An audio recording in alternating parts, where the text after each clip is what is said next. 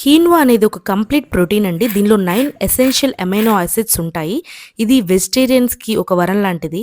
ముందుగా ఈ దోస కోసం ఒక హాఫ్ కప్ కీన్వా, 1/4 కప్ పెసరపప్పు వాష్ చేసుకోవాలి. కీన్వాని ఎప్పుడు యూజ్ చేసినా దాన్ని ఒక 5-6 టైమ్స్ అనేది వాష్ చేయాలి. ఎందుకంటే దాని మీద ఉన్న సాపోనిన్ అనే కాంపోనెంట్స్ చేదుని కలిగిస్తాయి. ఒక హాఫ్ అన్ అవర్ పాటు నానబెట్టుకోవాలి. తరువాత ఈ నానబెట్టిన మిక్చర్ని మిక్సీ గిన్నెలో ట్రాన్స్ఫర్ చేసుకోవాలి. మెత్తగా బ్లెండ్ చేసుకొని దాన్ని ఒక బౌల్లో ట్రాన్స్ఫర్ చేసుకోవాలి. తరువాత దానిలో తగినంత సాల్ట్ వేసుకోవాలి. సో ఈ బ్యాటర్లో నేను కొంచెం కూడా రైస్ యూజ్ చేయలేదండి. ఇది ప్యూర్ ప్రోటీన్. ఈ 2 ఇంగ్రీడియంట్స్ చాలు, దోశ చాలా క్రిస్పీగా వస్తుంది. తరువాత ప్యాన్ని ఆయిల్తో గ్రీస్ చేసుకుని దోశ వేసుకోవడమే.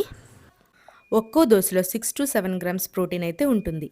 సో ఈ ప్రోటీన్ రిచ్ దోశని మీరు ఖచ్చితంగా ట్రై చేయండి. దీని టేస్ట్ కూడా బాగుంటుంది. వీడియో నచ్చితే లైక్ చేయండి, ఛానల్ని సబ్స్క్రైబ్ చేయండి, మీ ఫ్రెండ్స్ అండ్ ఫ్యామిలీకి షేర్ చేయండి. Eat healthy, stay healthy.